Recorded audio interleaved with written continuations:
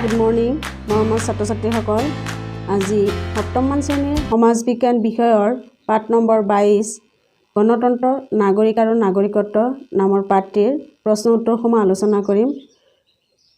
ছাত্ৰ ছাত্ৰীসকল এই প্ৰশ্ন উত্তৰসমূহ তোমালোকে নিজৰ বহীত লিখি লৈ মনোযোগ সহকাৰে অধ্যয়ন কৰিবা।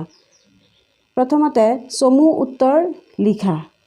ক নম্বৰ গণতন্ত্ৰ শব্দটোৰ অৰ্থ কি? উত্তৰ গণতন্ত্ৰ শব্দটোৰ গণ মানে জনসাধাৰণ আৰু তন্ত্ৰ মানে শাসন, অৰ্থাৎ গণতন্ত্ৰ বুলিলে জনসাধাৰণৰ শাসন ব্যৱস্থাক বুজায়।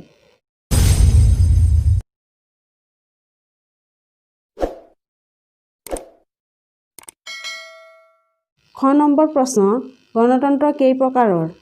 উত্তৰ গণতন্ত্ৰ দুই প্ৰকাৰৰ, প্ৰত্যক্ষ গণতন্ত্ৰ, পৰোক্ষ গণতন্ত্ৰ। গ নম্বৰ নাগৰিক শব্দৰ অৰ্থ কি? উত্তৰ নাগৰিক শব্দৰ অৰ্থ হৈছে দেশত স্থায়ীভাৱে বসবাস কৰি দেশৰ সকলো অধিকাৰ ভোগ কৰিব পৰা অৱস্থা। ঘ নম্বৰ প্ৰশ্ন বিদেশী মানে কি?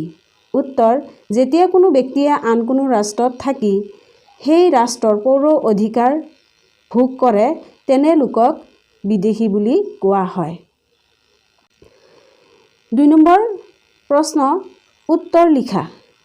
ক নম্বৰ গণতন্ত্ৰৰ উল্লেখযোগ্য বৈশিষ্ট্যসমূহ কি কি? উত্তৰ গণতন্ত্ৰৰ উল্লেখযোগ্য বৈশিষ্ট্যবোৰ হ'ল ১ নম্বৰ শাসন ব্যৱস্থাত জনসাধাৰণে প্ৰত্যক্ষ আৰু পৰোক্ষভাৱে অংশগ্ৰহণ কৰিব পাৰে। ২ নম্বৰ গণতন্ত্ৰৰ দৃষ্টিত সকলো মানুহ সমান।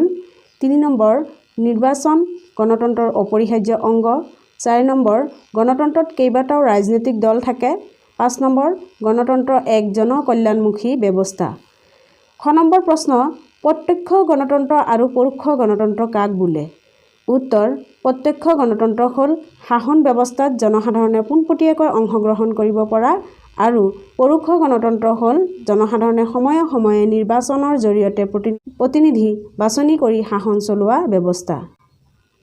গ নম্বৰ প্ৰশ্ন এজন বিদেশীয়ে ভাৰতবৰ্ষৰ নাগৰিকত্ব কেনেদৰে লাভ কৰিব পাৰে? উত্তৰ এজন বিদেশীয়ে ভাৰতবৰ্ষৰ নাগৰিকত্ব লাভ কৰাৰ উপায়সমূহ ১ নম্বৰ পঞ্জীয়নৰ দ্বাৰা, ২ নম্বৰ দেশীয়কৰণৰ দ্বাৰা, ৩ নম্বৰ ৰাজ্য ক্ষেত্ৰ চামিলৰ দ্বাৰা। ঘ নম্বৰ প্ৰশ্ন পৌৰ অধিকাৰসমূহ কি কি? উত্তৰ পৌৰ অধিকাৰসমূহ হ'ল ১ নম্বৰ জীৱন ৰক্ষাৰ অধিকাৰ, ২ নম্বৰ মতামত প্ৰকাশৰ অধিকাৰ, ৩ নম্বৰ ব্যক্তিগত স্বাধীনতাৰ অধিকাৰ আৰু ৪ নম্বৰ শিক্ষাৰ অধিকাৰ। ঙ নম্বৰ প্ৰশ্ন এজন নাগৰিকে কেনেকৈ নাগৰিকত্বৰ পৰা বঞ্চিত হ'ব পাৰে? উত্তৰ এজন নাগৰিকত্বৰ পৰা বঞ্চিত হোৱাৰ কাৰণসমূহ ১ নম্বৰ সৈন্যবাহিনীৰ পৰা পলায়ন কৰিলে, ২ নম্বৰ ৰাষ্ট্ৰবিৰোধী কাম কৰিলে, ৩ নম্বৰ অনুমতি অবিহনে অন্য ৰাষ্ট্ৰৰ উপাধি গ্ৰহণ কৰিলে, ৪ নম্বৰ ভাৰতীয় ছোৱালীয়ে অন্য ৰাষ্ট্ৰলৈ বিয়া কৰাই গুচি গ'লে আৰু ৫ নম্বৰ হ'ল বহু দিন একেৰাহে নিজ ৰাষ্ট্ৰত অনুপস্থিত থাকিলে নাগৰিকত্বৰ পৰা বঞ্চিত হয়। ৩ নম্বৰ প্ৰশ্ন হ'ল খালী ঠাই পূৰ কৰা। ক নম্বৰ ভাৰতীয় গণতন্ত্ৰত প্ৰত্যেক প্ৰাপ্তবয়স্ক নাগৰিকৰ ভোট দিয়াৰ অধিকাৰ আছে।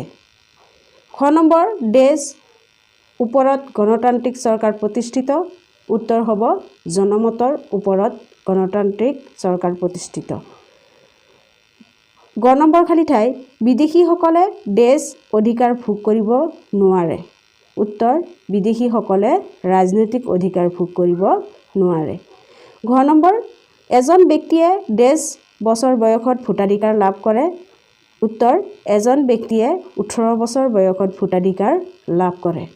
ঙ নম্বৰ ছিকিমৰ জনসাধাৰণে ডেছৰ জৰিয়তে ভাৰতীয় নাগৰিকত্ব লাভ কৰিছে। উত্তৰ ছিকিমৰ জনসাধাৰণে চামিলকৰণৰ জৰিয়তে ভাৰতীয় নাগৰিকত্ব লাভ কৰিছে। ৪ নম্বৰ প্ৰশ্নৰ শুদ্ধ উত্তৰটো বাছি উলিওৱা। ইয়াত দুটাকৈ অপশ্যন দিয়া আছে, শুদ্ধ উত্তৰটো লিখিব লাগে।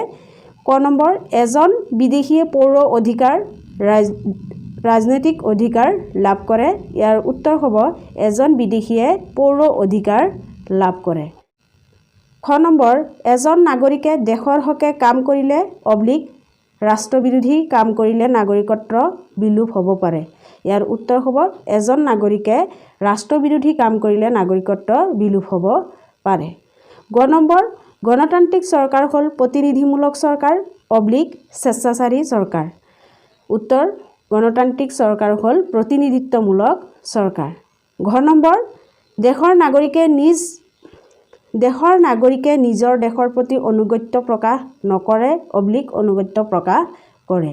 দেশৰ নাগৰিকে নিজৰ দেশৰ প্ৰতি আনুগত্য প্ৰকাশ কৰে। মৰমৰ ছাত্ৰ ছাত্ৰীসকল, প্ৰশ্ন উত্তৰসমূহ তোমালোকে নিজৰ কপিত লিখি লৈ অতি গুৰুত্ব সহকাৰে অধ্যয়ন কৰিবা। ধন্যবাদ।